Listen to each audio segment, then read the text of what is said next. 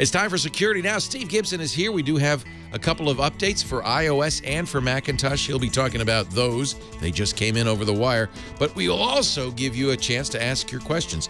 8 questions, 8 answers. We haven't done it in a while. Steve Gibson and Security Now are up next. Netcasts you love. From people you trust. This is Twit. Bandwidth for Security Now is provided by CacheFly at CacheFly.com. This is Security Now with Steve Gibson, episode 452, recorded April 22nd, 2014. Your questions, Steve's answers, number 186. Security Now is brought to you by ProXPN. ProXPN is a virtual private network that allows you to use the internet the way it should be, anonymously and without oversight. For 20% off your new account, go to proxpn.com/twit and use the code SN20. And by ShareFile. Enhance your workflow. Send files of almost any size easily and securely with ShareFile from Citrix. Try ShareFile today. For a 30-day free trial, go to sharefile.com, click the microphone, and enter Security Now. It's time for Security Now, the show that covers you and your security online, protects you and your loved ones. Here he is, the security explainer-in-chief himself, Mr. Stephen Gibson. Hi, Steve. Hey, Leo. Great to be with you again. So we've done, 2 podcasts, largely nominally about Heartbleed. Yeah. We've got some interesting questions about that and some other stuff. But we're going to do a Q&A. We're going to get to some questions because there have been a lot of them and a lot of the sort of similar topics. So as I always do, I chose some that were representative. And we're also going to talk about, briefly, Ladar Levinson's appeal ruling, unfortunately. The fact that that backdoor, the blue box router, consumer router backdoor that we talked about around Christmas came back to bite us for Easter. That the backdoor was not as tightly closed as we had hoped and assumed. There was an interesting piece about Google working to bring PGP-style end-to-end encryption to the masses, and I wanted to take a moment to explain why that's entirely possible. If for the same reason that it's possible for LastPass to be secure if Google chooses to do it. Oh, I hope they do. They won't, of course, and we know why, but exactly, because they want to look at your email and encrypted, so they can't read it. That's a problem. And then also, I want to talk about how the BSD project just forked the OpenSSL project and some of the early results from that. And also, I just wanted to mention in the Q&A, we'll finally follow up on the issue of jailbreaking iOS, because that was the last little thing that even with 3 podcasts devoted to iOS security, I kept promising we were going to get to, and then events overcame us. So many people have continued to ask, hey, Steve, what was that about? Tell us about that. So yes, we do that this week. So we got a great podcast. Lots of stuff. Baby, I can't even tell you about next week's podcast. It is gonna be so good. Wait a minute. Now, don't just tease us like that. It's the Revocation podcast. Oh. And if there's a page which I tweeted, which basically it is in a single page, and it's not small, but because it's thorough. But if anyone wants to understand it, it's now online. And next week's podcast will be about that and additional things like Adam Langley's unfortunate Imperial Violet blog post of Saturday, where he said, no, don't enable revocation. Oh, I really wanted to ask you about that. But Yes, that's for next week. Yes, so that's next week. I've got a dialogue hanging for a week with him and another great security guy in the Chromium project, Ryan, and a ton of interesting news. And one thing that would be interesting would be for our listeners who are Firefox users to enable revocation checking and the must check, the second option. I did talk about it briefly last week. That essentially puts Firefox into what's known as a hard fail mode, where if it cannot affirmatively verify that the certificate is still good, it won't display the page. Well, and the argument is, it won't work. It'll break you. Nothing happened. It's a disaster and a catastrophe. Well, I've always had it on, and I've never had a problem. So it'd be interesting to get a larger experience base from that. It is true there are absolute known problems with that. If you're behind a so-called captive portal where you're in a hotel and they make you agree to their terms of service, and if that connection is secure and their own portal is blocking your browser from verifying the security of the certificate they're giving you, then you're in a catch-22. And so it's certainly the case that this can fail. But, if so, you turn that check mark off, agree to the terms of service, and turn it back on if you want the best security available. So anyway, prepare for next week, because it's going to be a doozy, and I think really, really good. Basically, in the last week since we talked about this, I've spent, unfortunately, not working on Squirrel because I believe this is important. And my goal is to raise awareness, because I've read internet engineers saying, well, nobody really cares about it. But the reaction to my revoked.grc.com page was turmoil, because people assumed it was working. And so it's not that people don't care, it's that they don't know. Right. And so, after next week, everyone's going to know. I'll give you another data point, and then we'll move on. Remember, we were talking about the idea that you can force certificate checking on OS 10, but you have to do it in the Keychain Access app. And I noted that they really try to prevent you, because they gray it out. This is what they, this is the OSCP and CRL, the two different databases of revoked certificates. And the default is best attempt. But if you hold the option key down, you could say require for all certificates on both of these. This fundamentally breaks OS 10. The reason it's grayed out is you can't use anything. You can't. The app updates stop working. The store stops working.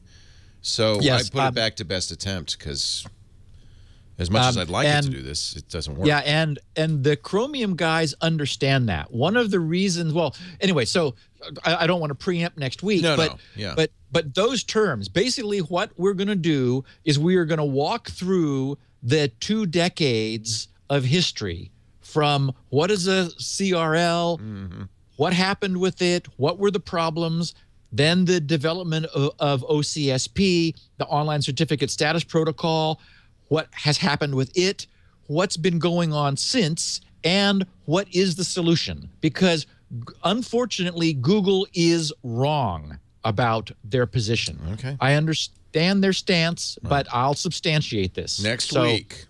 Going to be a good one. Next week, not now.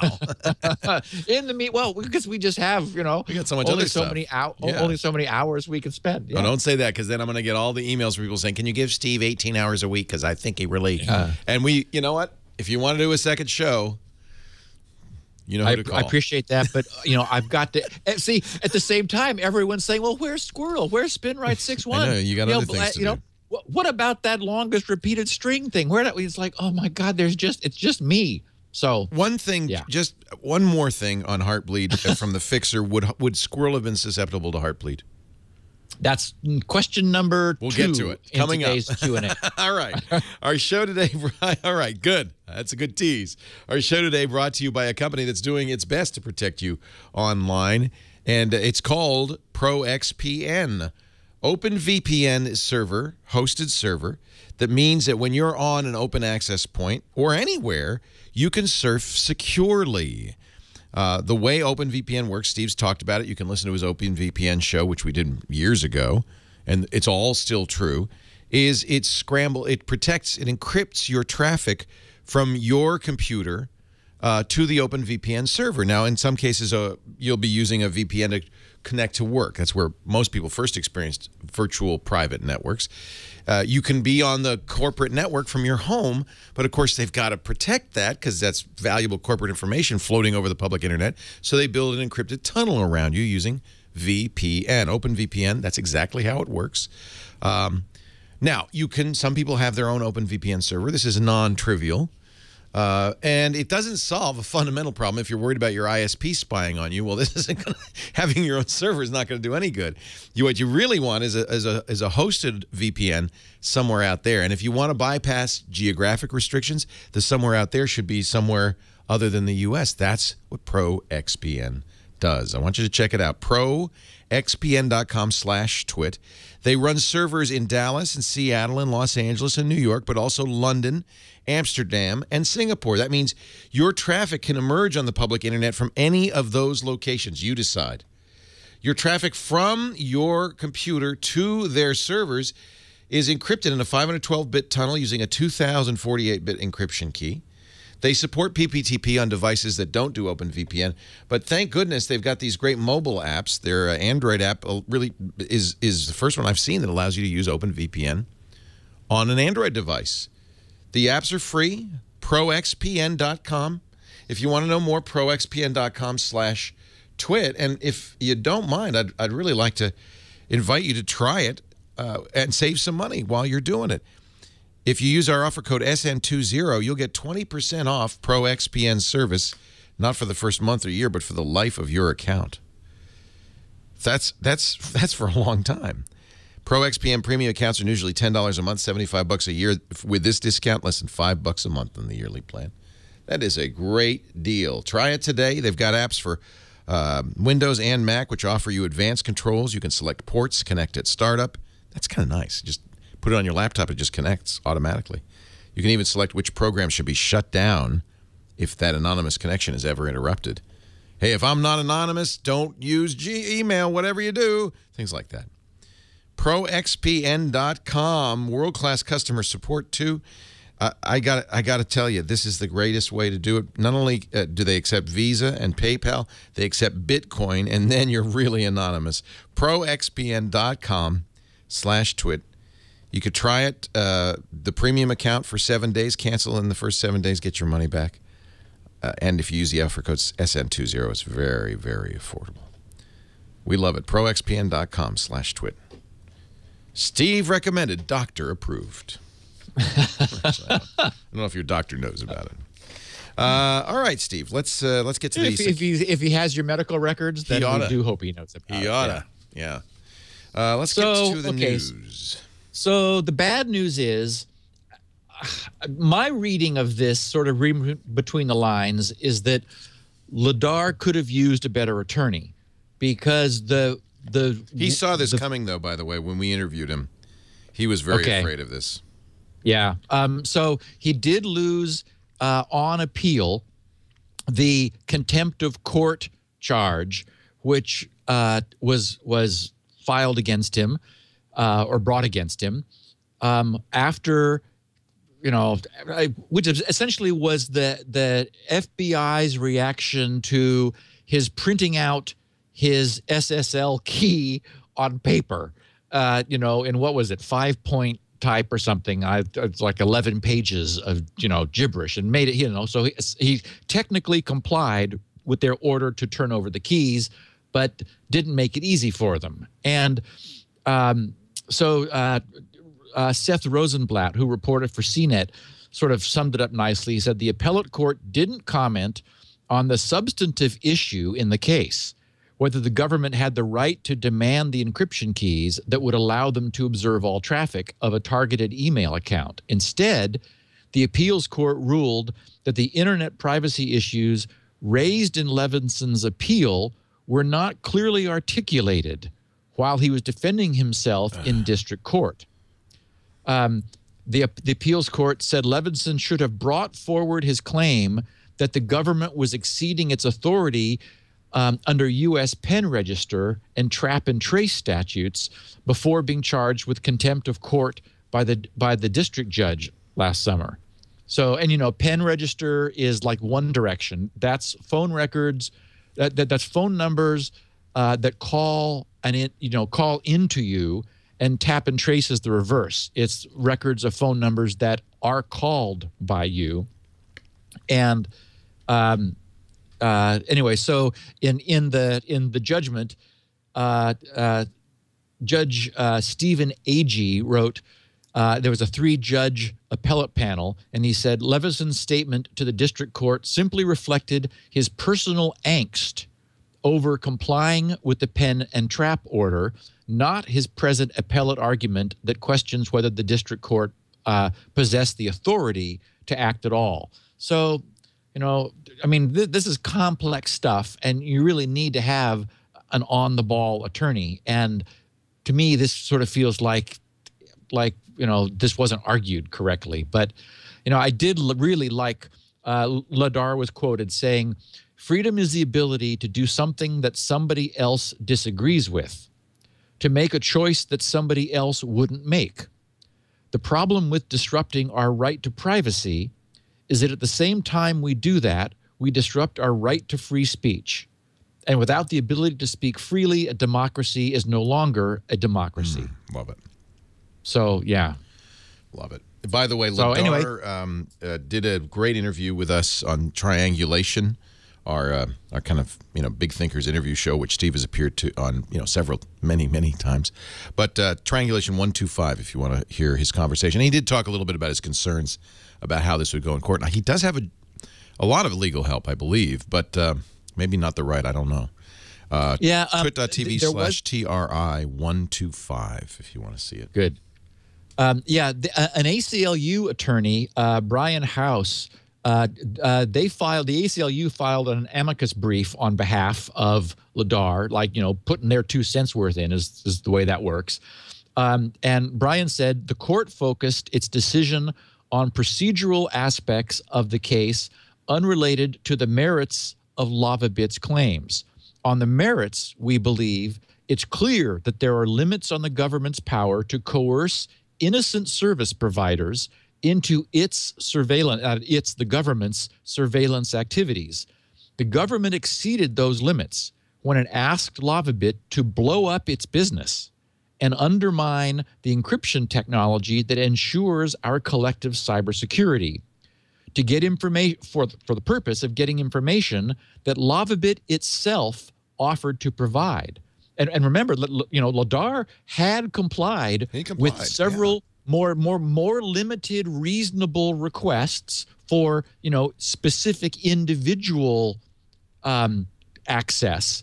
What they were saying was, no, we want your master keys, you know, your master site keys. Yeah. It's like oh my goodness. Yeah. I mean, he reacted the way any responsible person would. It's like, no, you can't have that. You don't need that. Right, because that would allow the government to spy on every bit of mail coming and going into his servers. Well, I mean, I mean, I would say no too. I would do what I had to do. You simply that's just unreasonable. Yeah, it's unnecessary.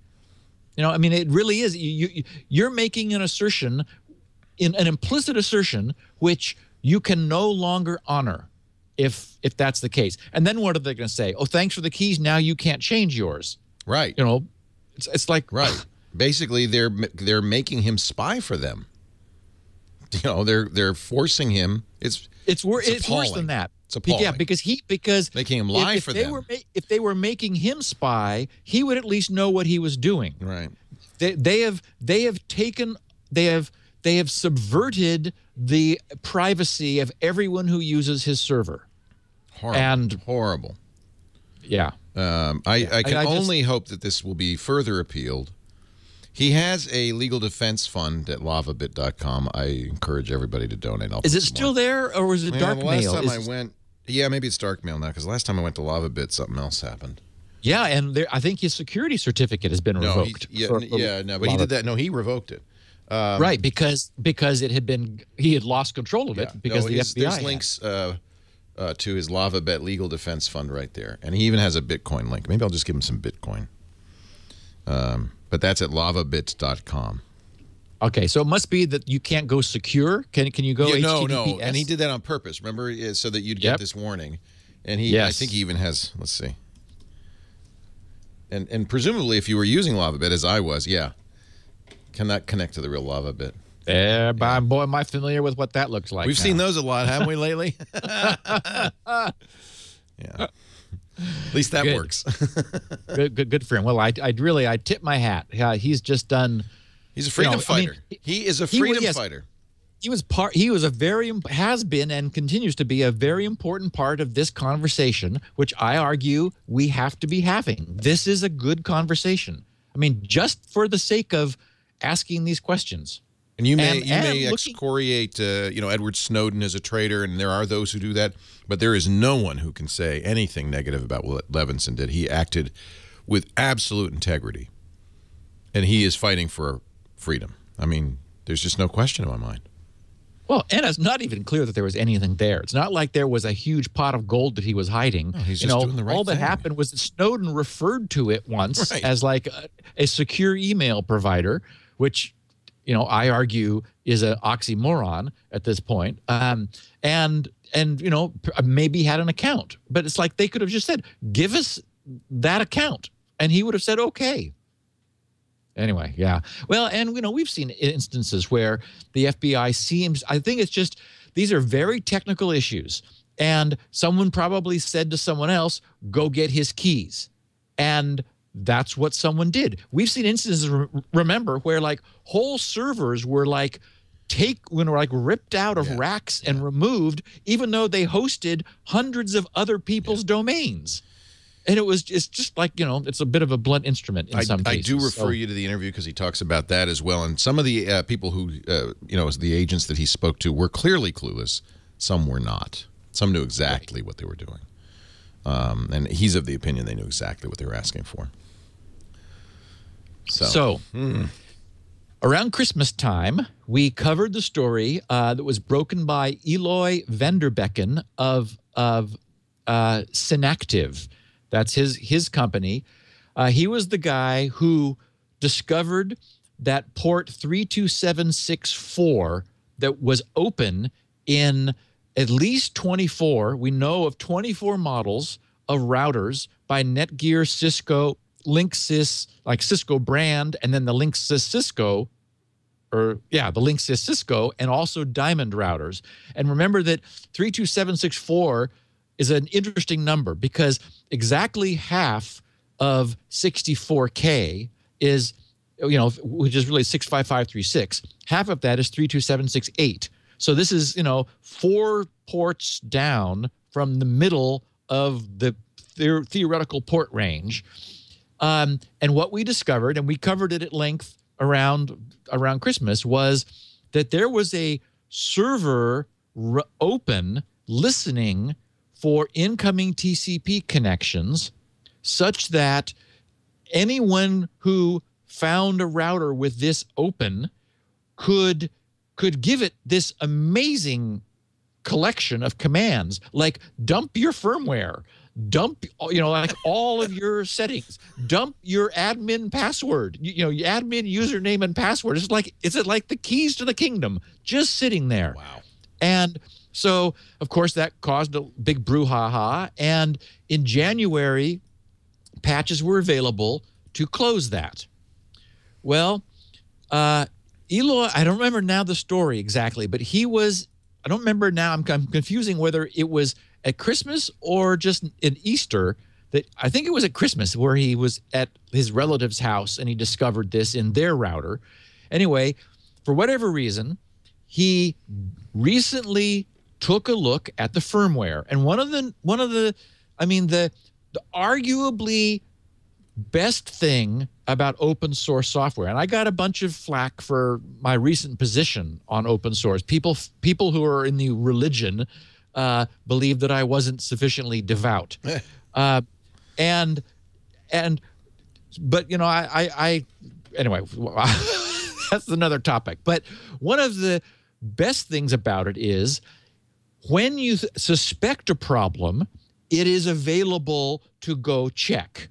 And which is, so there's a benefit I would never argue with.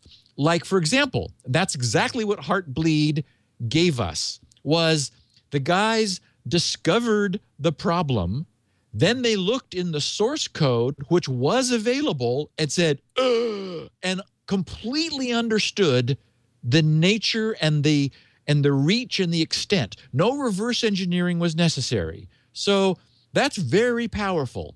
But we also know that the fact that it's open doesn't automatically make it secure. The same event teaches us that. But in this case, what's cool about the routers, and I originally said this 4 months ago, is that there's now mature tools for reverse engineering the firmware. The typical manufacturer-sourced firmware is not open source. It's magic. It's not DDWRT, which is a beautiful open source alternative, which at this point, especially after you hear this story, everyone should be installing, because we know if even if it isn't perfect, it was written by people who had pure intent, which is what I believe is behind TrueCrypt and OpenSSL. I mean, these are well-meaning people.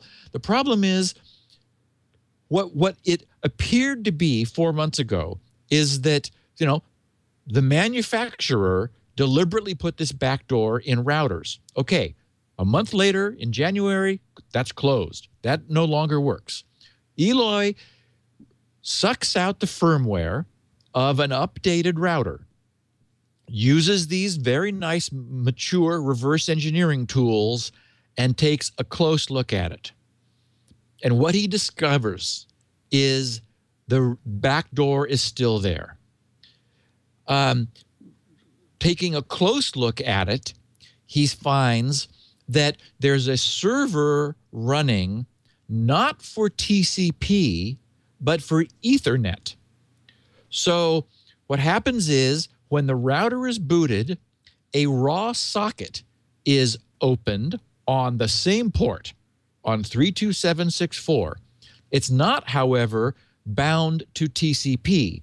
It's just raw, meaning that it's just going to give the listening service whatever comes in. But it's and this is kind of confusing, because I just said it wasn't bound to TCP, but I referred to a TCP port. So what it's doing is it's looking for raw Ethernet packets with an ether type of hex 8888. Now, the ether type is a 2-byte, a 16-bit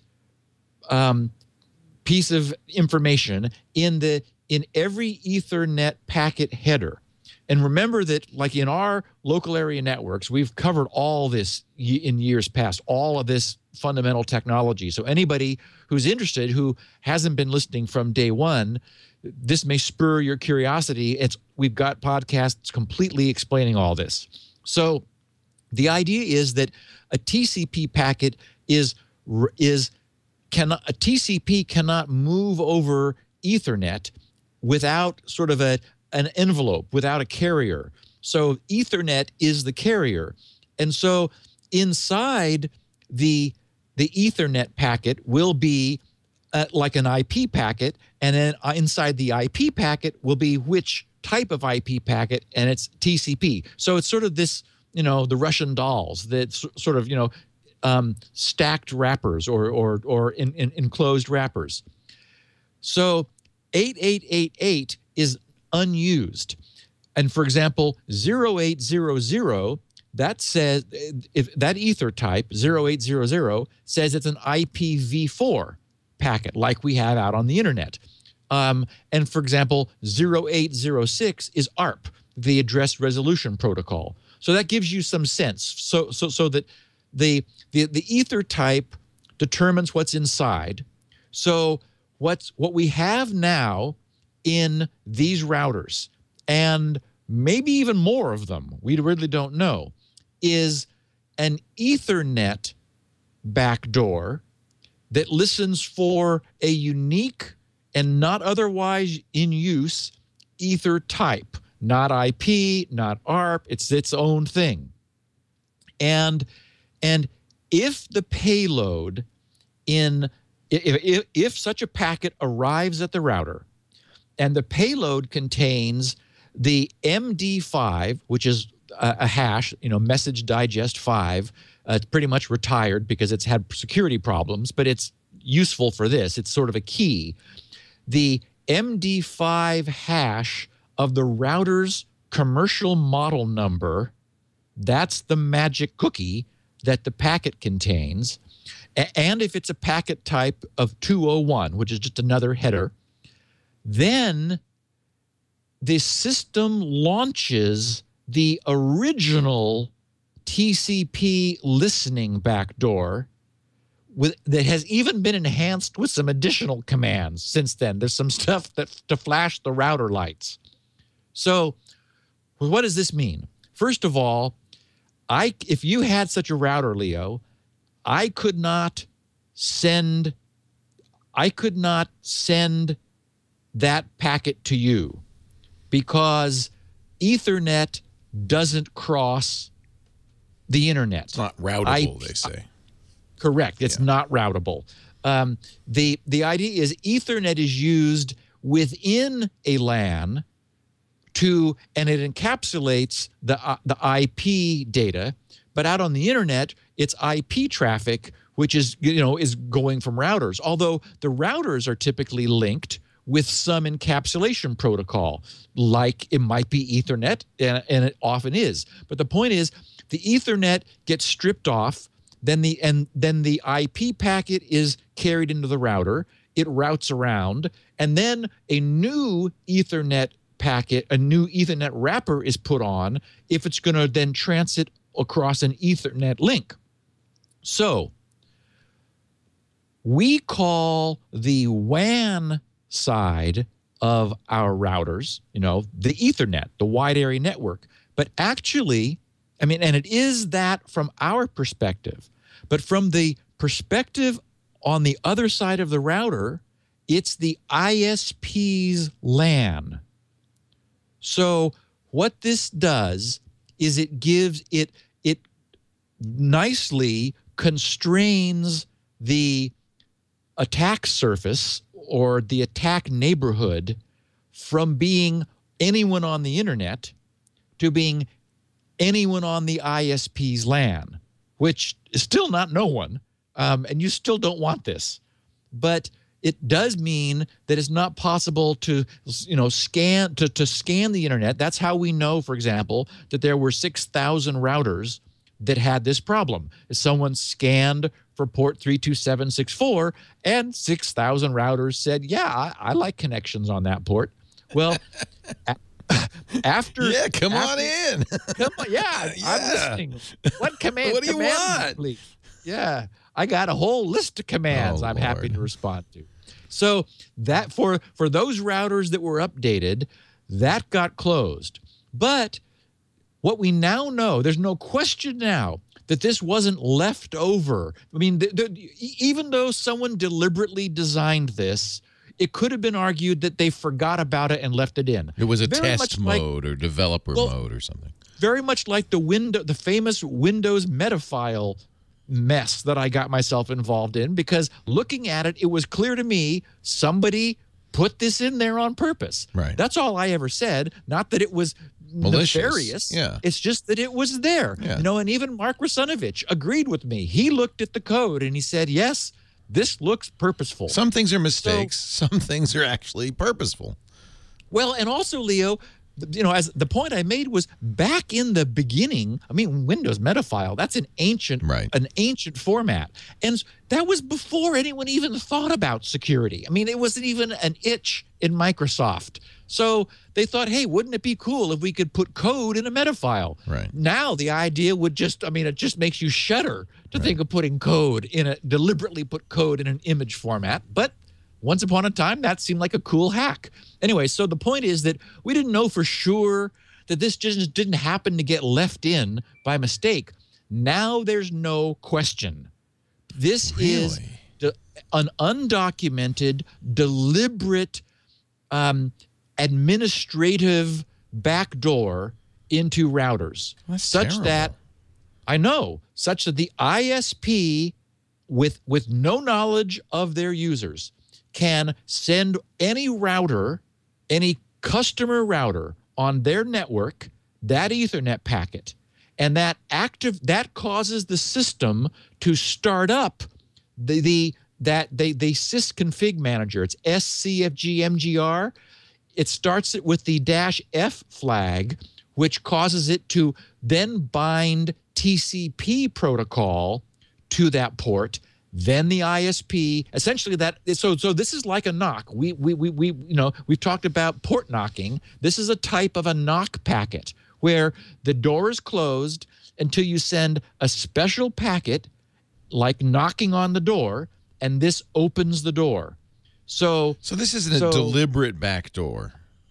Yes, we now know without question this is a deliberate backdoor that has been because people found the previous backdoor, and arguably that was really bad. That was internet-wide backdoor.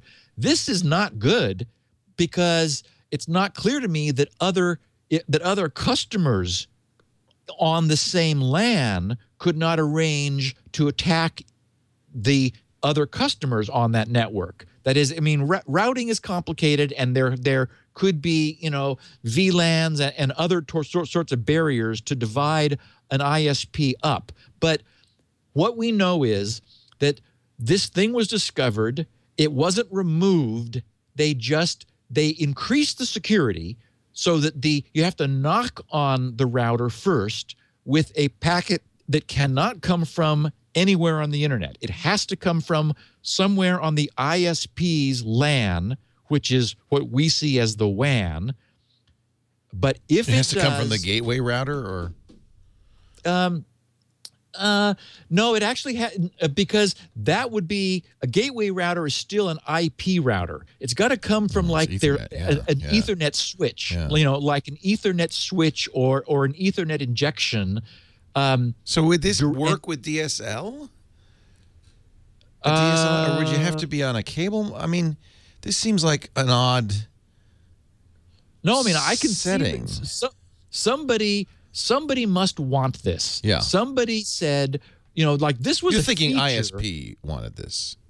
Yes, because it's only useful for an ISP. So this allows an ISP to, benignly to help you to do tech support. Right. Like the new things, the new commands flash the lights. And so the ISP can't see if the lights are flashing. So the idea is you get on tech support with your ISP, and he says, and they're trying to diagnose why you don't have connectivity. Do you see the lights flashing? Yes. Right. I'm sorry, I can't resist. But no, I actually had that happen. Exact thing happen. Yes. We're going to make the lights flash. But do you see why them is flash? this a vulnerability then? If it's not over TCP/IP, it's really only a vulnerability to your ISP, right? It is. Well, it's a limited vulnerability. Yes, and I wanted to make that clear. I wanted to explain the nature of this. It is only somebody on their network, but it's very likely, Leo, that my neighbor could do the same thing. Because he is on your network. Yeah. Exactly. Yeah. He on the same WAN segment as I am. See, then I think that's not a DSL thing. I think it sounds to me it's a cable modem, but I don't know. It depends upon what happens at the DSL head end and the way the networking is. And you're right. I couldn't answer that definitively either. I'm sure there are people who do know. It strikes me that this is a cable thing. No? Well, cable is definitely Ethernet. Yeah, and so I see on my cable, I see on my segment, other people on my segment. I know that. Yes. Yeah, and so the takeaway here is there's never been a better time to switch to Tomato or DDWRT. Yeah. Switch to one of the firmware packages that your router supports that enthusiasts have developed for themselves and to share with everyone else. Perfect example of valuable open source where, even if we're not sure exactly what it sure beats this thing. But I guess we should also say that most routers are not compatible with these third-party, unfortunately, with these third-party ROMs. So you got to make sure yours is. And, DDWRT, I found out, is on ASUS routers. They actually not only are compatible, but some of them actually run DDWRT. And I wish more companies would do this. Why are you doing so? They run it out of the box. Nice.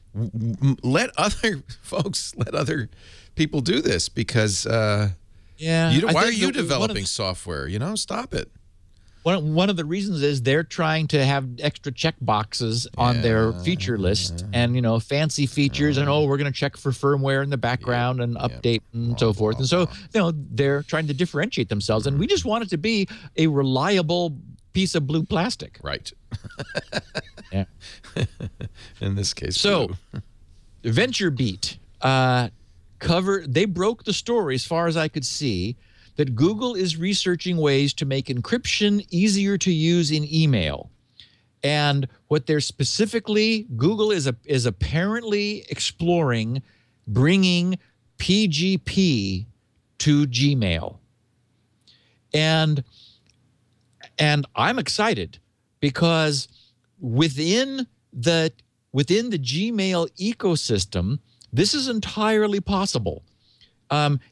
Because now we have clients that are able to run crypto code. That's what LastPass does in order to turn all of our passwords into pseudo-random noise blob that we're able to send to LastPass, and they keep for us, and they give us the cloud cross-device linking through that, and the ability, they're also cloud backup in case our machine craps out on us and we set up a new machine and we're able to get all of our passwords back. Nothing at all from a technology standpoint is preventing Google from adding true end-to-end encryption to Gmail.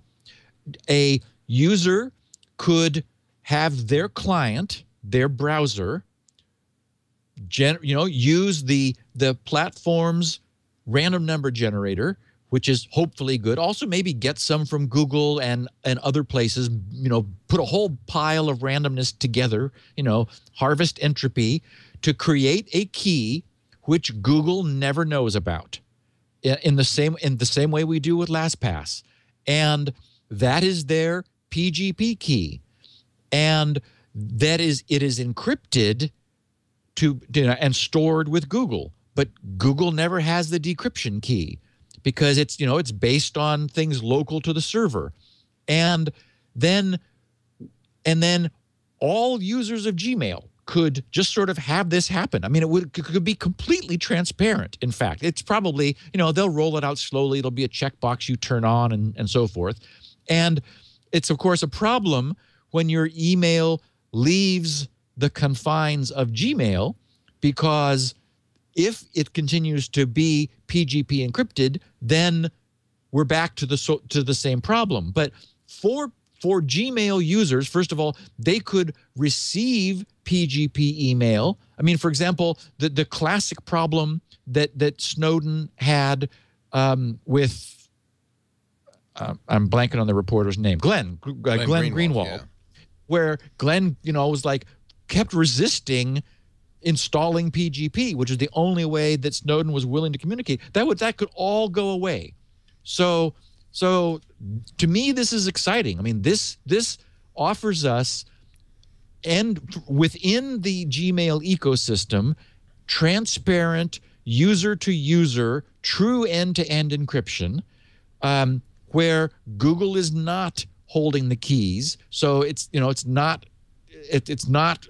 have the vulnerability, for example, that iMessage does, where Apple is our key holder, and it would allow users who wanted to generate PGP security to do so painlessly in Gmail without learning or knowing anything, and then emitting their email to somebody who's a security guy outside of Gmail, who could then receive that standardized envelope, PGP envelope, and access it. Or similarly, in the Glenn Greenwald model, to receive a PGP encrypted email from someone who had encrypted it for them. So this is neat. Now, of course, VentureBeat ended their story saying, unfortunately, don't expect Google to set up site-wide end-to-end encryption. However, for Google to monetize Gmail, it must be able to scan messages in order to serve targeted web or targeting ads to users. It's an advertising business, writes VentureBeat, after all. So, I mean, that's a good point.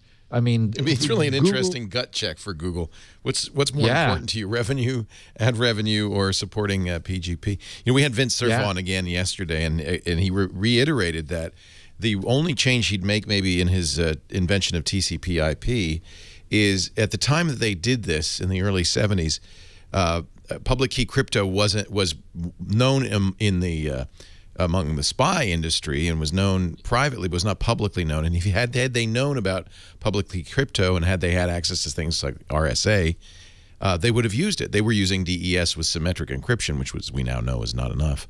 And he said we would have put in strong encryption in TCP. We would have made that a possibility. And he works at Google now, and I'm sure he's lobbying to do this. What about Hushmail? That is a PGP service. It's a web mail using PGP. Do you know about Hushmail? I haven't looked at it. I know of it, certainly. So, and the way Hushmail works is you pay for it. It's $50 a year. Right. And it's strong encryption. It's PGP. Do you ever see Google going for any sort of a pay-for model? They'd have to, because obviously they're not going to monetize. I think this would be a way for Google, which makes plenty of money, to win some goodwill. Yeah. To say, you can check a box here that turns on PGP. We encourage you to do so, even though we won't monetize. Maybe what you say is, and we'll charge you $5 a year for that. And I mean, it's not like it can be transparent, because if you turn that on and then you send that email to your mom, she's Glenn Greenwald all over again. Well, that's it's like the problem. Honey, I just got a large blob of noise. What is this? It's like, oh, sorry, Mom, I forgot to turn that off for you. Phil Zimmerman started as Hushmail, the creator of PGP. Oh yeah, in fact, I got a great quote from him later on about the OpenSSL stuff. And I think that's what Ladar and Phil are trying to do with Darkmail. So yes, maybe it is a hard problem, because we're trying to add this afterwards, and you've got the problem of people who aren't up to crypto. Yeah. I've used Hushmail. I have a Hushmail account. I like Hushmail, but it's not easy, because if you want end-to-end encryption, you got to get the other person to use Hushmail. It's got to be both ends by definition. Yep. Yeah. And about Gmail is because it is Gmail. I mean, it's not like it's some small, also ran email provider. It's Google. It's like, oh my goodness, if they were to do end-to-end encryption, it would change the world. Yeah, everybody'd use it. So maybe this is a way Google could, kind of get some goodwill and give up a little revenue. Also, it could be way far from deployment. It could be that VentureBeat picked up on an internal. I mean, Google has running many internal projects. Some, and I know you and Gina have talked about it. They kill after a while, because they never get off the ground. They go, oh well, we were just checking that out. Tons of that. Yeah. So, also in the news is the news that the OpenBSD project has forked the OpenSSL project and be careful how you pronounce that word, forked OpenSSL to create LibreSSL. Oh, how funny.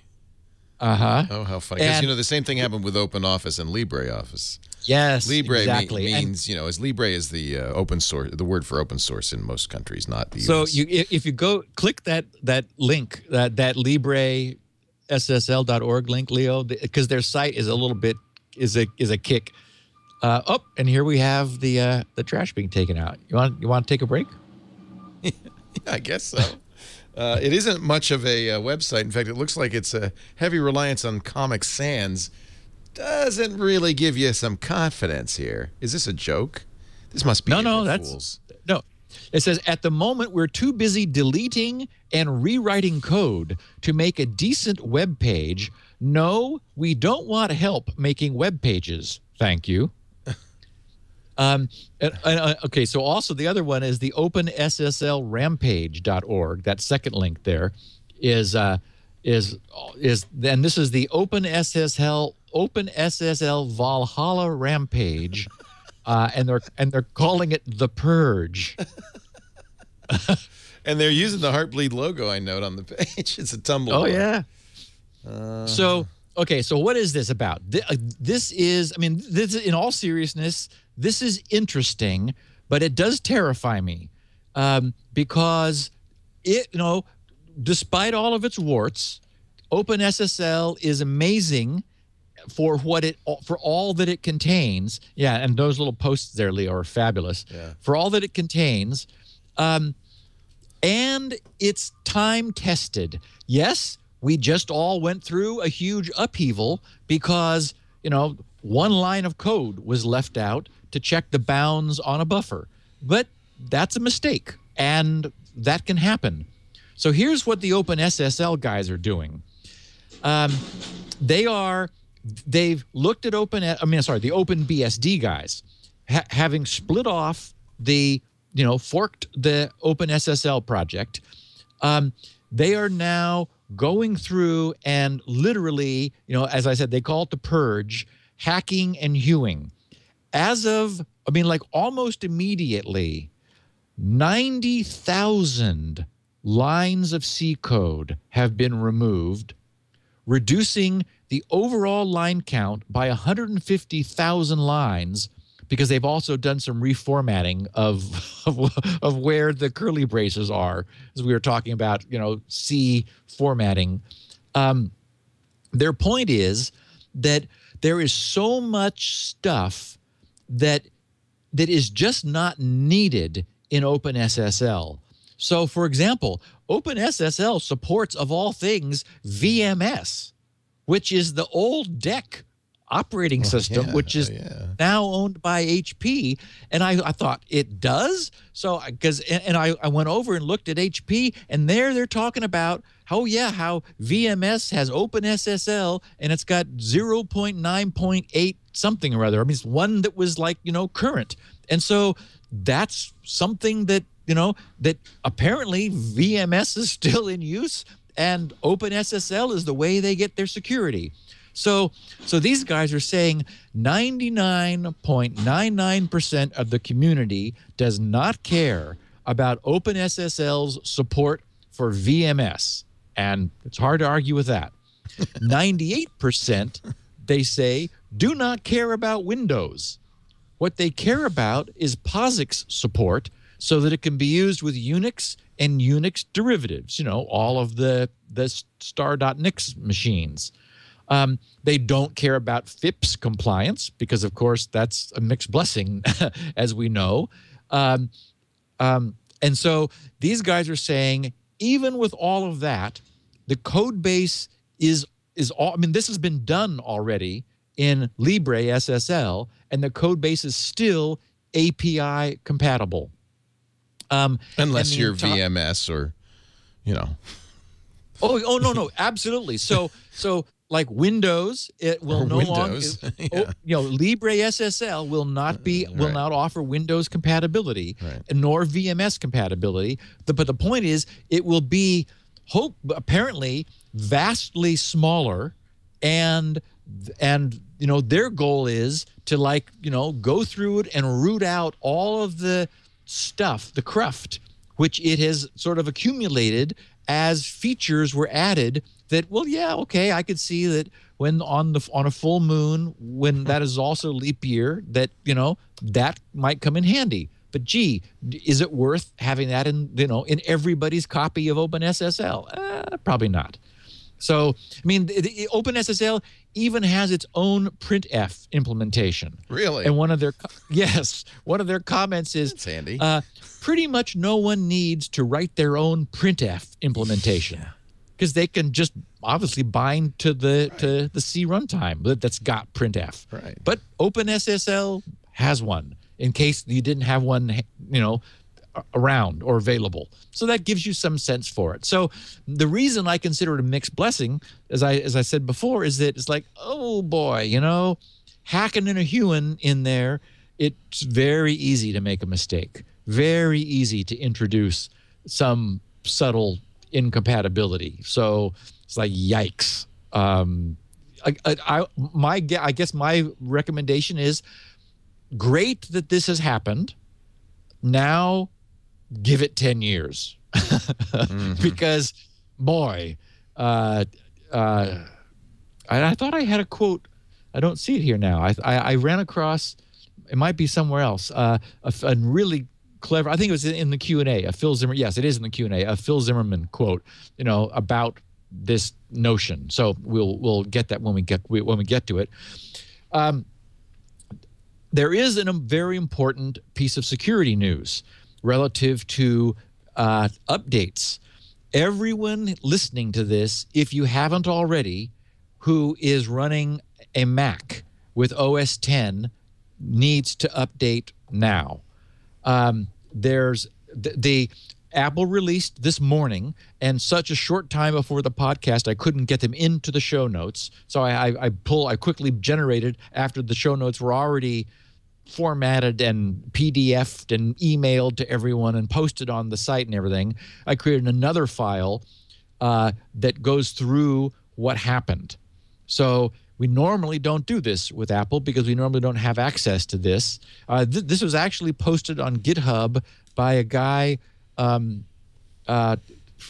Frederick, I hope I got his name right, I don't have it here, who is at Whisper Systems, who posted this, who found this and posted it to detail what's going on. It affects iOS to a much lesser degree. So iOS does, you know, there's an iOS update and a Mac OS X update. And I'll note, I think we were talking about this before we hit record, Leo, on the podcast, that it does restart your iOS device and you'll find Bluetooth re-enabled as always after one of these updates. So turn a Bluetooth off if you don't need it. That's standard advice, because, you know, having Bluetooth on opens a RF attack surface that for your device you'd just rather not have. We don't know of any problems with Bluetooth stack until we know about them. So Apple points out they use it for location granularity. Right. So. Right. You get better location. And I know it's like, okay. They do the same thing in the Wi-Fi. They don't want you to turn off Wi-Fi. See, but Wi-Fi I can understand. The only way I can see Bluetooth granularity would be if you're near beacons at an Apple store. Oh, yeah. Or, I mean, the point is you need to be within Bluetooth range of something with a known Bluetooth location. Right. So, you know, like other Bluetooth people maybe. Anyway, it gives me the creeps to have it on as a security guy. So, you know, except because I have to have it on for my beloved typo keyboard, but on my phone, but it's off on all my pads because I just don't need it. So, okay. So what happened? On both for Mac OS X and iOS, for Lion Server, Mountain Lion, and Maverick, so this one goes back a ways, there is an attacker in a privileged network position can obtain website credentials. Now, this is really interesting. I don't know that this doesn't affect everyone everywhere on everything. I mean everything. I mean Windows and Android and BlackBerry and everything. Because get a load of this one. The description is the set cookie HTTP header could be processed even if the connection is closed before the header line was complete. An attacker could strip security settings from the cookie by forcing the connection to close before the security settings were sent, and then obtain the value of the unprotected cookie. This issue was addressed by ignoring incomplete HTTP header lines. Okay, now what? Okay, so I read this in the late morning, and I thought, what? And okay, I've written a lot of set cookie headers in my time.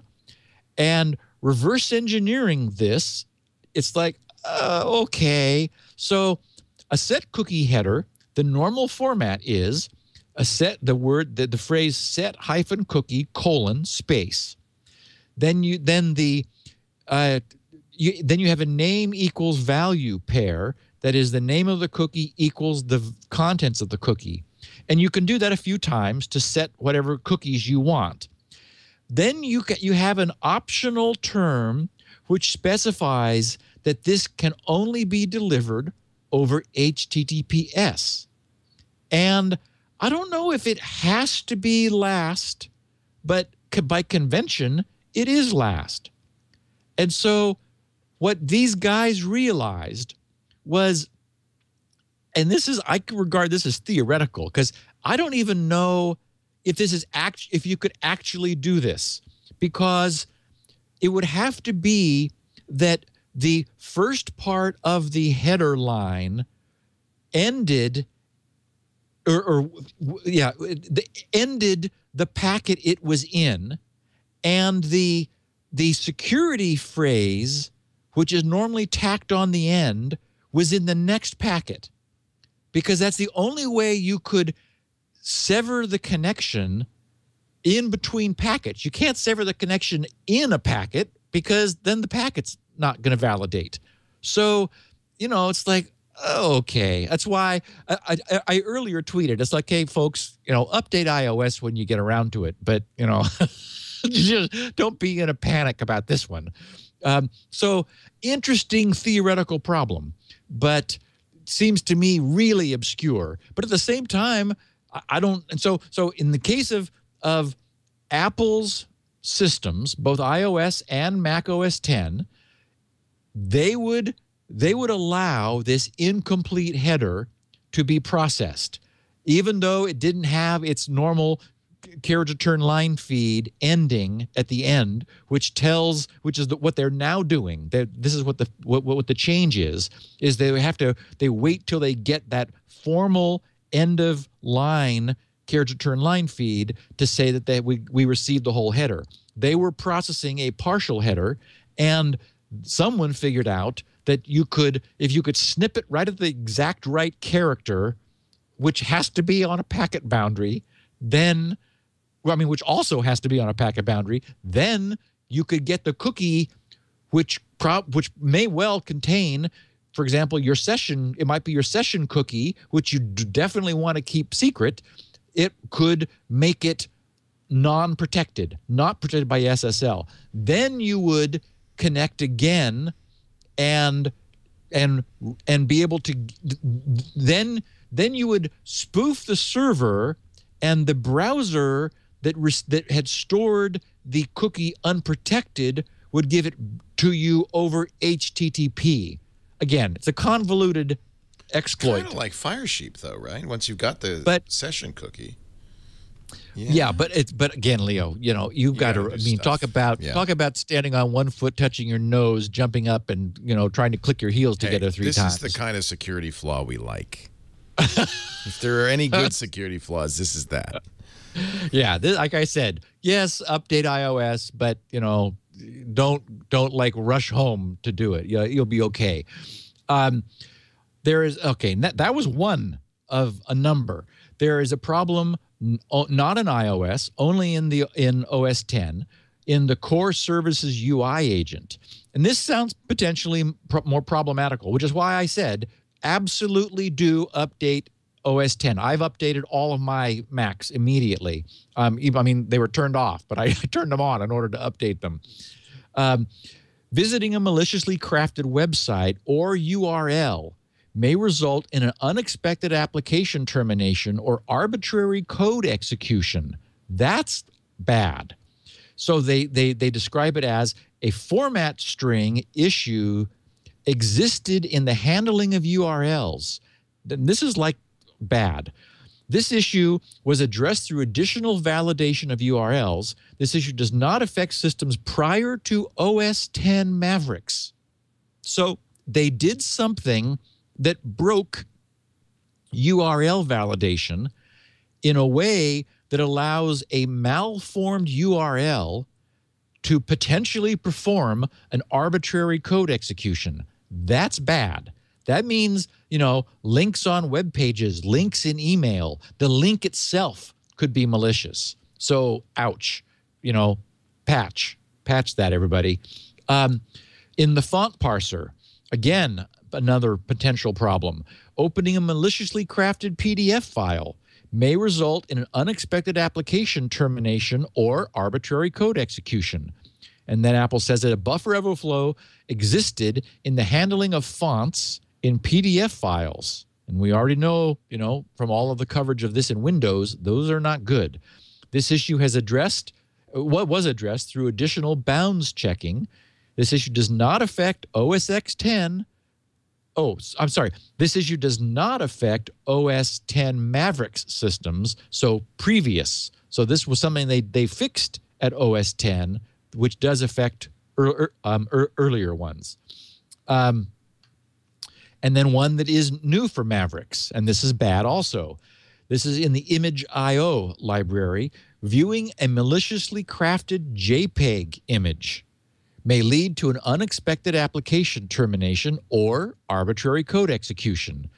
They said a buffer overflow issue existed in image.io's handling of JPEG images. This issue was addressed in this patch through improved bounds checking. This issue does not affect systems prior to OS X Mavericks. So again, a new problem introduced in Mavericks.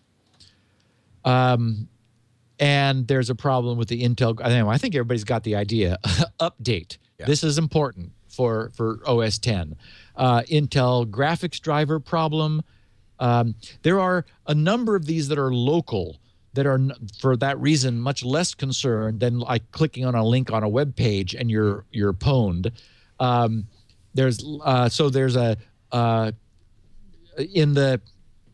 In the graphics driver, a malicious application can take control of the system. So that's not good, but not, you know, a remote cross-internet problem. IOKit kernel, also in iOS, there was a problem where a local user could read kernel pointers which allowed a defeat for address space layout randomization. So, and this actually is a perfect instance of the kind of bug that could be leveraged into a jailbreak. And we'll be talking about jailbreaking in today's Q&A. So, again, that's something you want to fix, and so on. So anyway, definitely worth doing. There was WebKit had 16 things found and fixed for iOS. So, and they're potentially exploitable. So again, update your Apple devices. And it's nice that I thank Frederick for this great information. We normally don't get this from Apple. So it's interesting to have that for a change. And I just our friend Simon Zarafa tweeted something that it just caught me at the right moment. So I put it under security funnies. He tweeted, "Due to a security leak, your biometric data may have been compromised. We recommend you change your fingerprints as soon as possible." So, yeah. And I did have just a short tweet from one of our listeners and a follower who actually sent it to @GibsonResearch. He said, and this was at 5:31 in the morning, so, or at least I guess I don't know if that's my time or his time, on the 19th. He said, "Just recovered a 500 gigabyte drive. After 28 hours working that out, SpinRite brought it back to life. Another happy customer." And his name was Mar, and Mtropy Ancino is his tweet handle. So thank you for tweeting that. I appreciate that, and like his sharing it with our it's neat with our listeners. Do you want to take a little break, and then I'll pose some questions for you?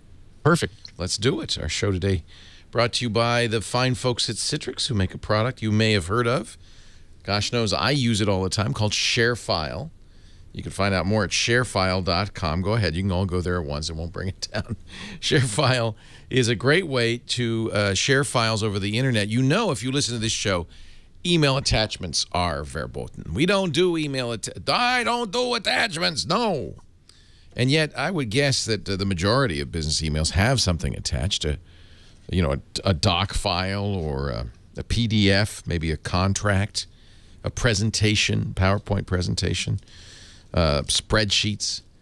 That's not the way to do it. That's not the way to do it. First of all, bounce backs are a problem. As these files get bigger and bigger, most email systems just won't handle them. Certainly many won't.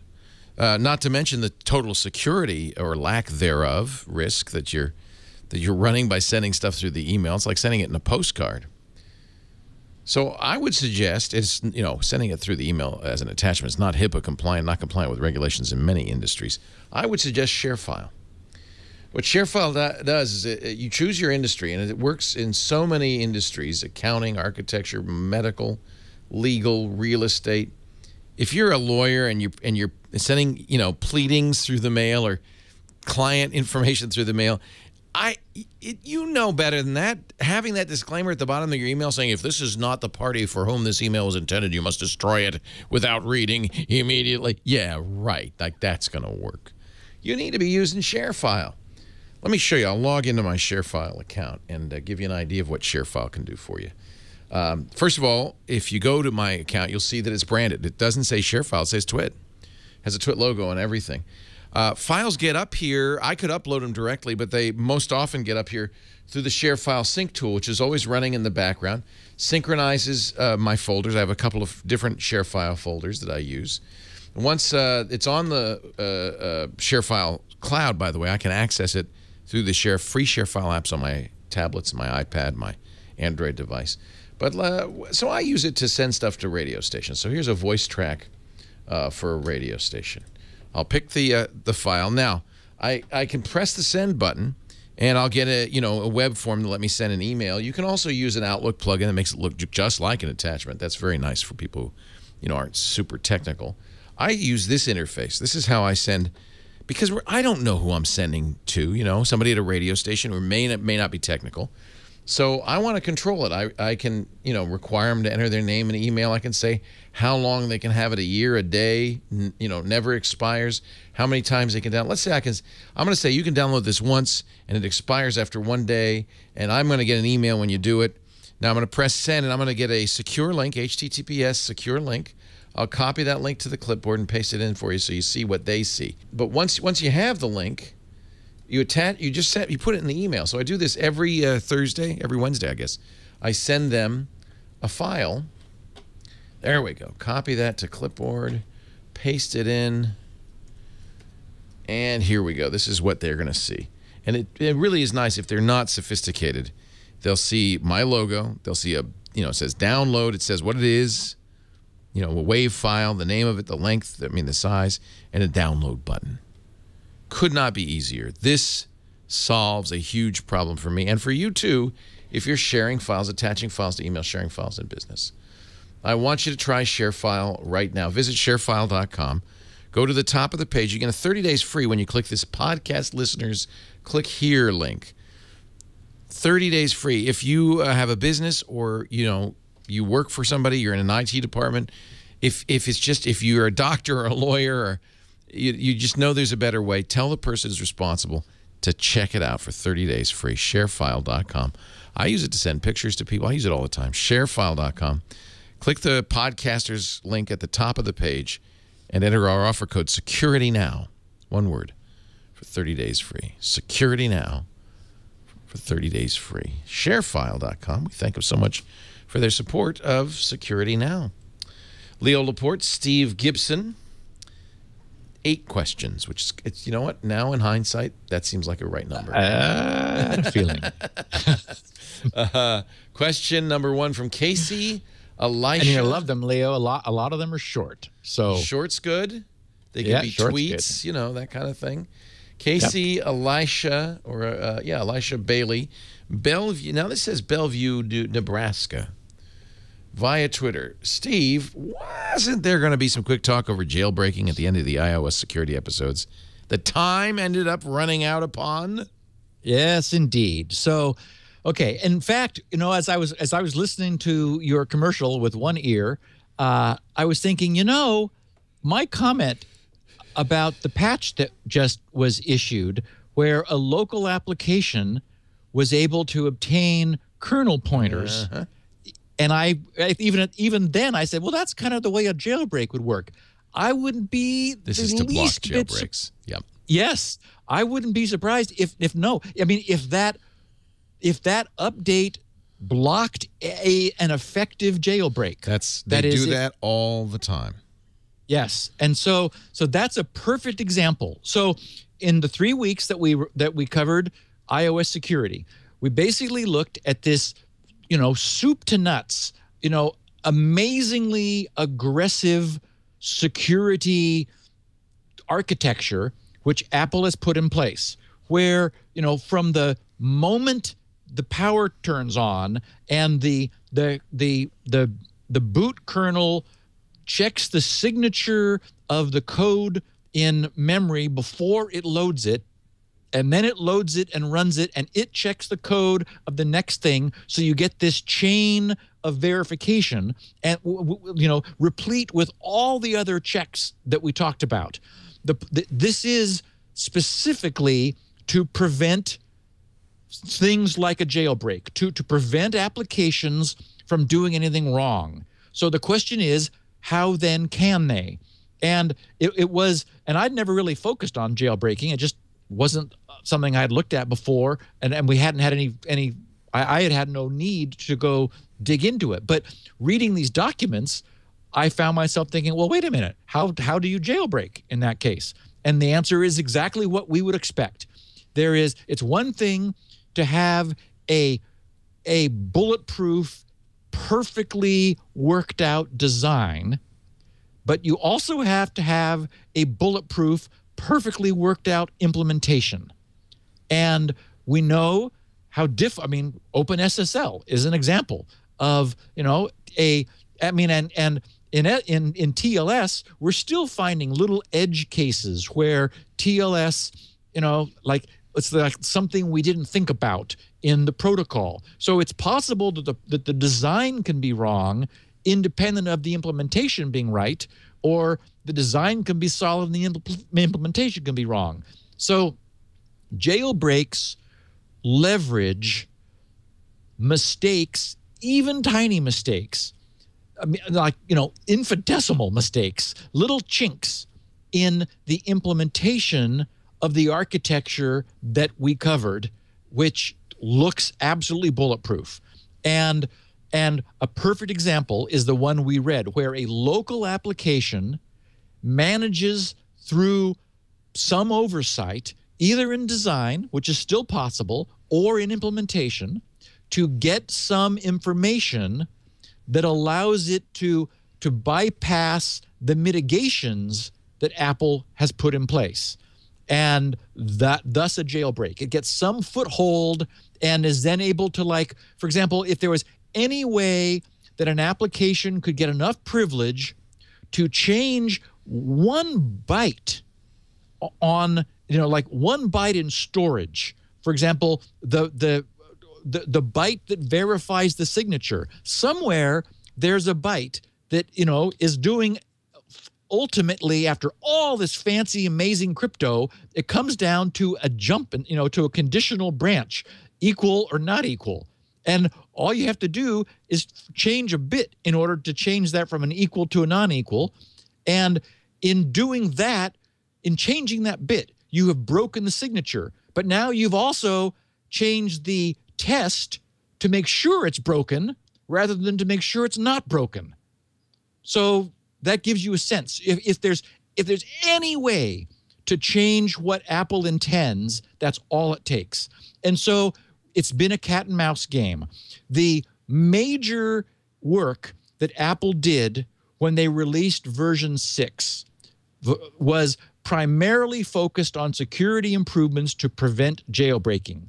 And the people in the community who were either watching the jailbreakers or enjoyed the challenge of trying to jailbreak iOS and iPhones, ended up concluding that iOS 6, the mitigations in place significantly raised the bar on what it took to jailbreak, and that many of the old tricks didn't work. And many of the bugs, which were once reliably exploitable, just no longer are. So basically that finishes our coverage of iOS and jailbreaking. And I like my little example of just one bit flips the sense of the jump so that it verifies the signature. Now it verifies the non-signature, which you also get because of the change of the bit. And then I should say, then you go make other changes that you want to in the code to give you the access that you want. That's why you then have the user reboot the phone, and look, it comes up broken. Somebody's saying that's what you do to break, or used to do to break copy protection on disks. You'd use a hex editor. You'd look for the copy protection code, and you just jump. Yeah, exactly. You just say, jump around that. There was a really, really good friend of mine who had a dongle protected vertical application program. It was for embroidery graphics or something. I mean, really obscure. The dongle literally got fried. I saw it. It was like charcoal. I don't know what happened, but something catastrophic. And the company was gone. They were out of business. And so he was actually one of my very best friends. And he said, Steve, we bought this. Here's what's left of the dongle, but we can't get it replaced. The company's gone. And so I rolled up my sleeves. Back in those were back in the DOS days with soft ice, and stepped through and found the test and just removed the branch. Yeah. And then it worked. I mean, that's the problem, is that all software has an Achilles heel like that. And this is why Apple's challenge is so great, is they have to be perfect. And they're getting much closer to it. Somebody's saying also in the chat room that no one has jailbroken to date the current Apple TV, which is also an iOS device.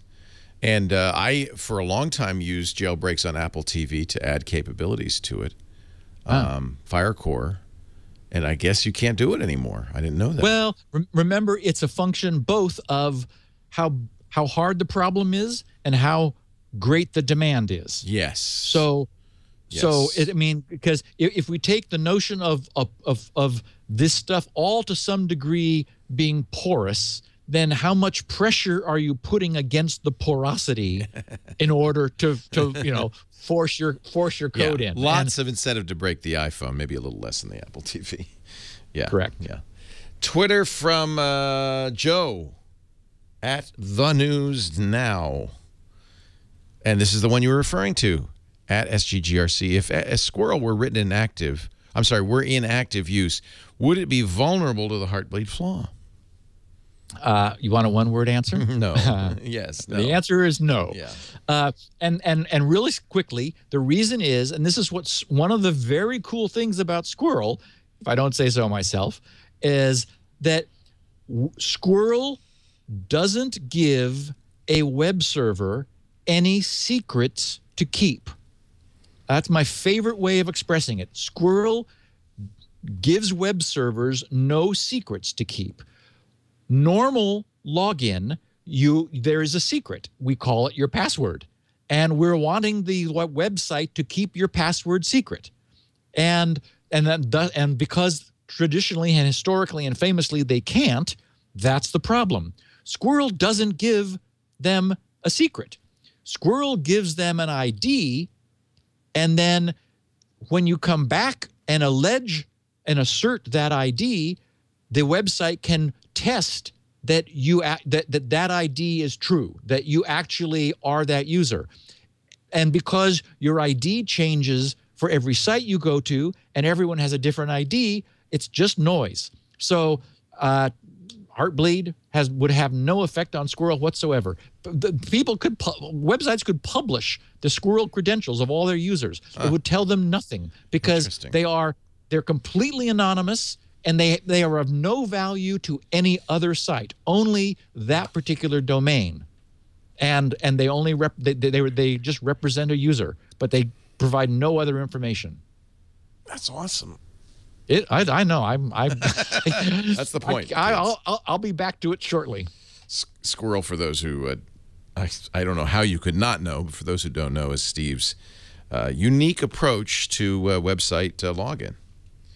Coming soon to one of 53 languages near you. Yeah. So here's Dave Collins following up. Similar question. Does Heartbleed rely on SSL over UDP to exploit? Will only allowing TCP 443 connections through my firewall prevent an attack?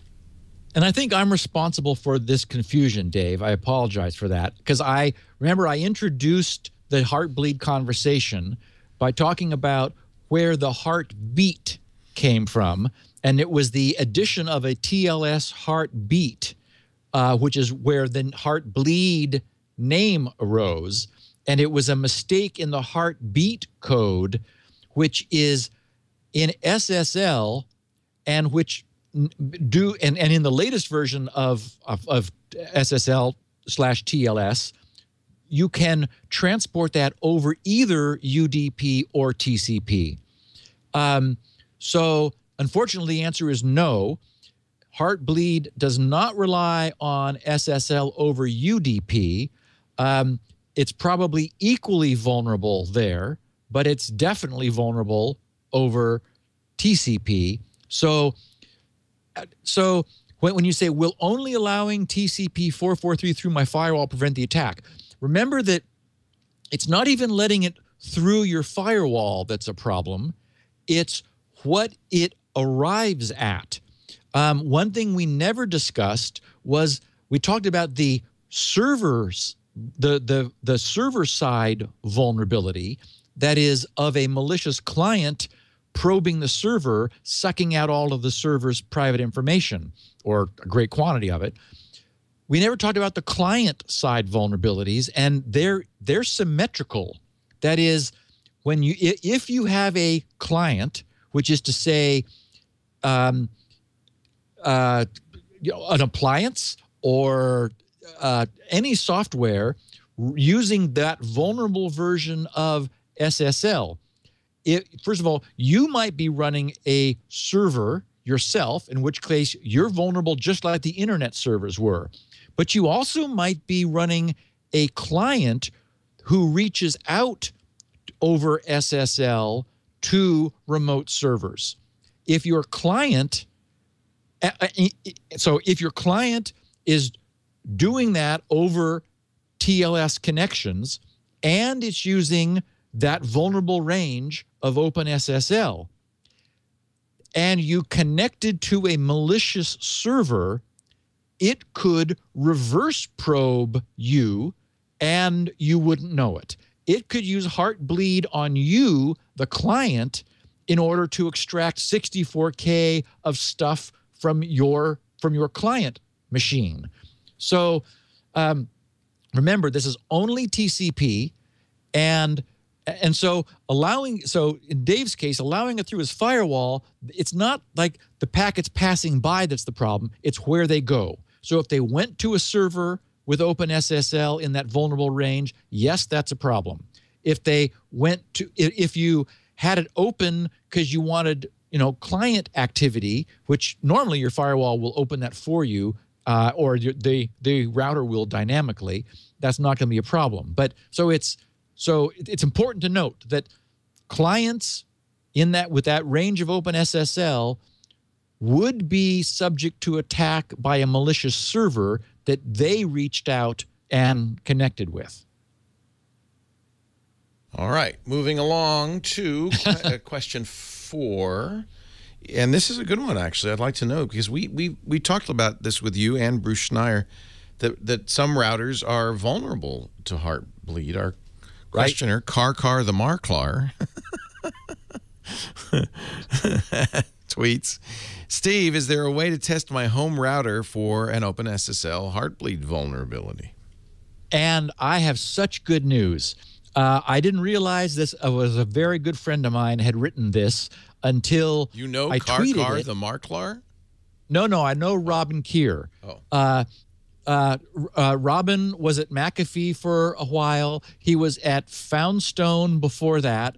And at Foundstone, and I think McAfee bought Foundstone, I'm pretty sure. When he was at Foundstone, he was producing all kinds of cool utilities. So it's funny because he's now at crowdstrike.com, and I remembered that he had left. He used to actually be in Southern California, and he left and moved east. So I got word from Twitter. Someone sent me this news. I went to CrowdStrike to get it. So, okay, the link is, I created a bit.ly link for this episode for this tool. Windows, by the way, although it does run in Wine, so Mac users who have Wine set up and Linux users can also use it. And by the way, the Squirrel app is going to be the same way. It'll be definitely, assured to be Wine compatible. So bit.ly, bit.ly/SN, all lowercase, SN-452, which is today's episode number. So bit.ly/SN-452. That will expand to the link to the page where you can download this. So my experience was special because I went there, looked at it, kind of looked okay. I was being careful. I download this thing, and it's like, Firefox is, you're done. It's like, what? Like, no. And it's like downloading SpinRite. It's not something I was used to. So I run it, and there's no setup, no install. It just sort of asked me to agree to the license agreement, and then there it is. And it's like, what? Where'd this come from? And it's a couple $100K, I think. I don't remember. It's small. Anyway, so I was just stunned. It's Windows and then only, Robin, though, I should point out. It is Windows only, both 32 and 64-bit. But that's my point. That's why I mentioned it runs under Wine, is Linux and Mac users can run it. And there's even a way to bind Wine into the app. I saw it passed by, and I didn't. Yeah, so you're able to. But then it wouldn't be 200K. No, it would be monstrous. You're putting the Windows APIs in there. I can vouch 1,000% for this. It is a scanner, a self-contained scanner for the Heartbleed vulnerability. And if it's from Robin, it works, and it's done right, and it's good. And then when he tweeted, he says, yeah, that's mine. I said, oh, my goodness. Well, now I understand why it's a nice piece of work. So this is good to know because we had a caller on the radio show who wanted to know if his NAS was susceptible to Heartbleed. Yes. And you need a way to test it, basically. Yes. If the company doesn't mention it. So, but he could run this, right? And it would show up if his NAS was susceptible. Yes. What you could do is most people use a 192.168.0.* or .1.*. You can put in the range and just turn it loose, and it will scan the entire. That's only 256 IPs, or 253 technically. So it would scan the range, and it will show you no connect, no connect, no connect, no connect, and then when it's able to connect, and then whether or not there's a vulnerability there. So, or you could just point it directly at the IP of your NAS if you knew what it was, and it would just instantly tell you. Such a good thing. Thank you. We'll pass that along to our listener. CrowdStrike Heartbleed Scanner. Just Google for that, and you'll find it. Perfect. Yeah. What a good tip. Let's do some more. And thank you, Robin. Robin Keir. Lance Reichert, itinerant engineer. Have router will travel.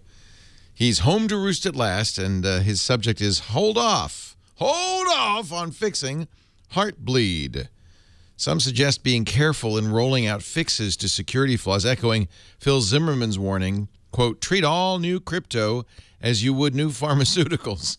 Or the stronger maxim, all new crypto is snake oil until proven otherwise. And so, anyway, that was what I was referring to. I knew it was here somewhere. I just got a big kick out of Phil Zimmerman's very apt analogy, I think. Yeah. Treat all new crypto as you would new pharmaceuticals. There's so many ways in which that's right, because everybody who listens to the podcast knows how I feel about anything new. It's just like, oh, let somebody else get the arrows in their back. I'll wait till we're 2 more OS versions, major versions ahead, and then I'll cautiously move forward. So now we can presume again, that the OpenSSL fix is good, right? Absolutely. I mean, I wanted to share what Lance shared, but in this case, it's not like this was a mystery or, anyone was scratching their head or only, we're not really sure, but now we shook it 3 times and now the problem doesn't, the problem went away. No, we know exactly what tiny mistake was made that resulted in a huge event. And there's been some really interesting discussion, which is sort of off topic for us, but, like the notion of the monoculture, the fact that OpenSSL is so hugely used that a tiny mistake that went unseen for 2 years could shake up the internet to the degree that it has. And it's because of the monoculture of, in this case, security. I mean, OpenSSL is the standard library. But in this case, a tiny fix was all that was necessary. We don't know that there aren't other problems, but we know that absolutely Heartbleed and this problem is closed. No question. But if you're using something like LibreSSL, and I wouldn't. You couldn't make me. No, nothing could make me use that. That's a full re-implementation of the library. Well, it's a hack job. I mean, they're like, worse. We've removed 90,000 lines of code. Yeah. Well, I hope that you didn't remove any important ones. Yeah. I hope you checked real carefully. So stick with the new OpenSSL 1.0.1G. Yeah, use that library, and then we'll watch with interest someday. Someday, Libre will have proven itself, but again, let it prove itself on someone else's network. Question 6 comes from Nick Donnelly, who is back in London from Saigon. He says, shredding is a weak cipher. We talked about shredding. He said, I know you're paranoid, but are you paranoid enough? For those of you who have seen the Nicolas Cage movie Lord of War, which was a fun movie. He plays a arms dealer. Yeah, it's good. It's a great movie. Shredded paper, given enough time and determination, can be pieced back together by an attacker. The equivalent, perhaps, of using a weak cipher. Shouldn't you be burning it, Steve? What if those garbage men are from the NSA after all? Love the show. Can't wait to try. See Squirrel in the Wild. Pun intended. That's cute. Okay. We mentioned this. I don't remember if it was on Sugar last Now or week, I think. No, it was late. Well, I don't know either, but I think it was last week. And you asked me, do I have a shredder? Yeah. And I do. And I mentioned it's a confetti and you shredder. Said crosscut. Crosscut, yes. And so I just thought, okay, well, actually what I wanted to talk about was something else that this put me in mind of. But the documents that I'm shredding are not important, or I wouldn't be throwing them away. I would be archiving them or doing something, maybe using them to start fires, as Nick suggests. I mean, it's just like a snapshot of, that I get every month of accounts and things. But I mean, no confidential information. But I've said it before, and I will say it again. I have installed firewalls between mine and GRC's and the various types of accounts both I and GRC have, and it annoys my bookkeeper because she is forced to write checks in order to move funds. I will not allow electronic funds transfer between accounts where it's not something period, where, I mean, in some cases you just have to, like between our merchant account and our main operating account, we've got to be able to move funds there. But accounts where, that are staging accounts and investment accounts and so forth, they are firewalled, which it's funny how much like the bank goes, what? Why don't you want that? That's unusual. It's like, yes, it's because it's not safe. And, I want the bank to be responsible, not us. if somehow some fraudulent electronic funds transfer tries to happen. And if they let it through, it's their responsibility, not ours. So I just wanted to say to people, I've mentioned this before, but it's, you know, there are banking Trojans in people's machines. People are losing all their money for which there's no recourse. So although it's not as convenient, you know, if you're interested in security, I would shut down electronic funds transfer between accounts where you really don't have an ongoing business need to have it. It defaults on. It's one of those bad settings in banking. It's on unless you insist on turning it off. I have it all over the place. I know. I mean, it's just, again, everyone does. Well, I use it all the time. I mean, I don't have I guess I could go to the bank. Well, so I would consider that a business purpose. Fortunately, I have Sue, and I can make her write checks. So she grumbles, but she writes checks. Like, you know, I transfer money into my kids' accounts so that they have, you know, money. I don't want to, you know, I need to do that. I do that. So I guess my point is the thing to do would be to not have all your money in the account from which you're transferring money from. Oh, yeah. So, you know, a smaller pool to steal from. Yeah, that makes sense. Precisely. Yeah. Precisely. What am I doing? Is there a widespread, and aren't they liable if there's an automatic funds transfer out of my account? No. They're not. No. And there's no recourse. People lose tens of thousands of dollars irretrievably. I guess I better, you can turn it off, huh? Yes. Guess I better turn it off. Yeah. Hey, you didn't hear this. I don't have EFT. It's these are not the droids you're looking for. Question 7 comes to us from Murray Court in Edinburgh. He offers an IT Pro TV testimonial. Now, we should mention, this is a sponsor, IT Pro TV. They're great guys. Tim and Don were in here last week. And what they do is they do training, you know, kind of cert training, but they do it kind of in the style that we do with the live stream and video and stuff. And so it's really fun. Anyway, he says he's a fan of the show. He's been listening for about 2 years. And he subscribed for about 6 months to itpro.tv. He says, I don't have an IT background, but I started listening to your show in order to learn about crypto. So when I heard the ad for itpro.tv on the show, it seemed like too good a deal to pass over. He started working towards his CompTIA Security Plus certification. I am now CompTIA A+ and Network Plus certified, and I plan on taking the Security Plus test next month. That's awesome. Good man. What's his name? Well done, Murray. I'm happy that I can now better enjoy your show as I now understand the terminology you guys frequently use, like NAT and IPv4 and PPTP, etc. Furthermore, I understand the underlying concepts.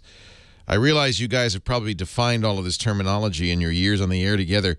However, the guys at IT Pro TV have condensed the basics of IT and networking into an enjoyable framework with the added benefit of preparing you for professional certification. I would recommend itpro.tv to anyone who enjoys security now but has the occasional difficulty keeping the propeller hat on and keeping up with Steve.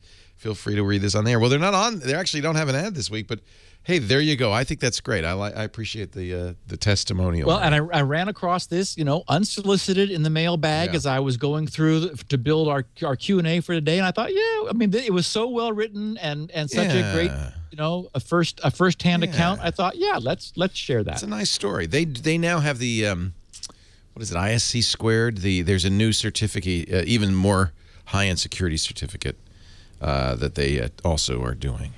It's fun. It's it's nice. It's easy to watch, and you learn it kind of almost just the same way you learn from listening to this show. Yeah, and he is right. We've covered all of those terminologies in excruciating depth in the past, and they're available. You can go find them, but you can also get, I guess, maybe a condensed version and a little more targeted. You know, targeted toward more what you have to know, rather than, you know, it's actually broken down by the questions and the chapters and stuff, so you really know exactly. Nice. Yeah, you're learning that stuff.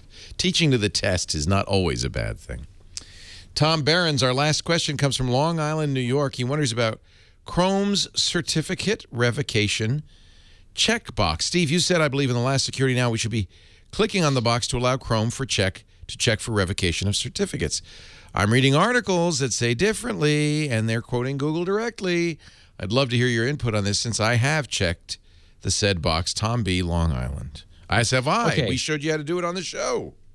Yep. And I didn't realize when this was going to be my lead-in question for next week, and I got into it a little more than I intended to at the beginning of the show, so I won't drag everyone through that again, just to say that by the end of next week, everyone who listens will absolutely understand the whole truth and nothing but the truth. I mean, the absolute story on revocation. And because I have learned so much in the last week from the consequences of the revoked.grc.com site and trying to understand, you know, for example, today, Chrome cannot block it on Android. Absolutely can't. But it is on iOS, but nobody else is on iOS. And Firefox is the only thing that works on Android. I will explain why today. I will explain why in next week, why Firefox is, in terms of certificate revocation, the only secure browser that exists today. And how we change that for everybody else. Now, somebody posted in the chat room, oh, Steve, revoke.grc.com is broken. No, this is what's supposed to happen. It's not broken. You're supposed to get a warning that it can't connect.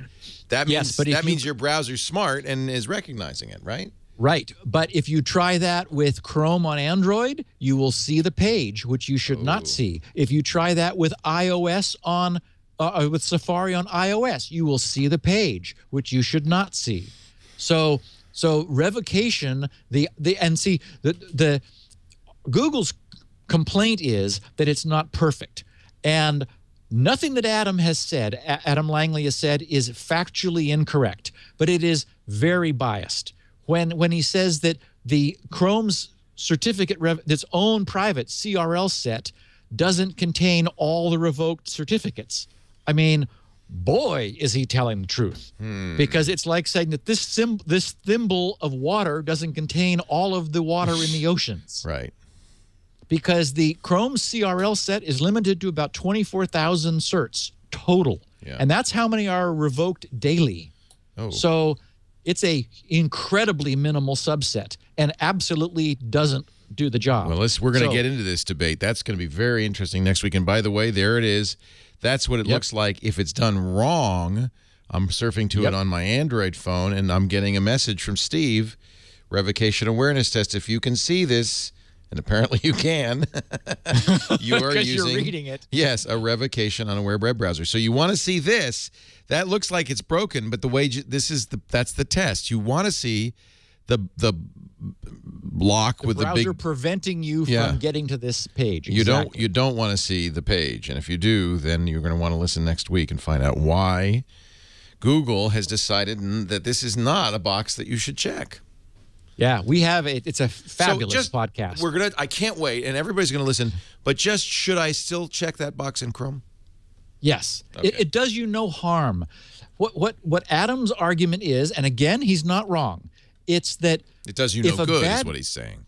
Yes, he's saying that if a bad guy did actually want to exploit a revoked certificate, they could arrange to defeat the revocation test.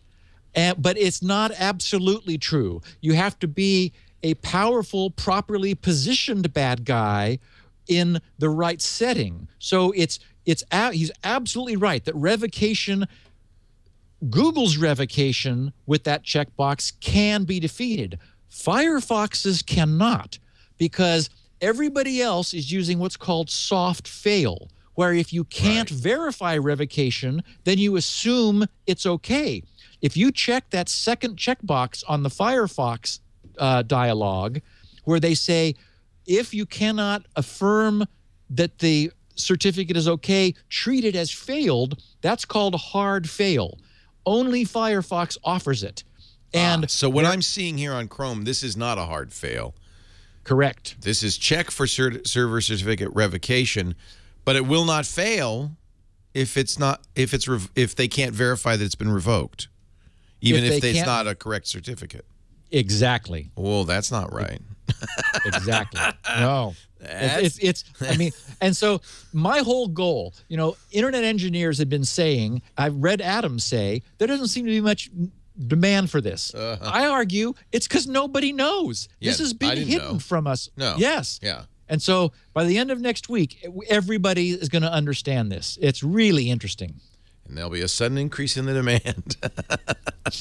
and that's all we need. Apple doesn't allow browsers to do this. And Android absolutely doesn't allow it. Chrome can't do it. They can't even use their own small 24K certs block list on Chrome or on Android. Wow. So it's very complicated until the end of next week, and then everyone's going to go, okay, that wasn't so hard. I understand all the issues. I saw Adam's post. Of course, it was the first thing I was going to bring up on this show because I said, whoa, wait a minute. It's more complicated than we thought, and it is. But of course, there's nobody better than the explainer chief, and so we'll talk about it next week. You'll find Steve at grc.com. That's where you'll also find SpinRite, the world's best hard drive maintenance and recovery utility. That's Steve's bread and butter. There's a lot of free stuff there, too, including the browser revocation test, and I presume lots of information about that coming up. Previous episodes, show notes, full transcription so you can read along as you listen along. He also very kindly puts a 16K version of that on the website. Low quality audio for bandwidth impaired folks, but we do have 64K audio, MP3 audio, as well as full HD and SD video at twit.tv/SN for every one of our 452 consecutive episodes. It's funny. Elaine waits for me to create the compressed version she's waiting now. She needs the 16K version. Because she's got a satellite link. Right. And is really bandwidth constrained. So she does the transcripts from the lower quality audio version. Well, I appreciate all the work you do for us, Steve, each and every week. And we'll be back here as we are every Tuesday, 1 p.m. Pacific, 4 p.m. Eastern Time, 2000 UTC for our next edition of Security Now. And I hope everybody will join us then. Thanks, Steve. The revocation revelation. Ooh, baby. You should call Adam ahead of time and let him know. We're already talking. Yeah, I can't wait. Thanks, Steve. Take care. Bye. Security.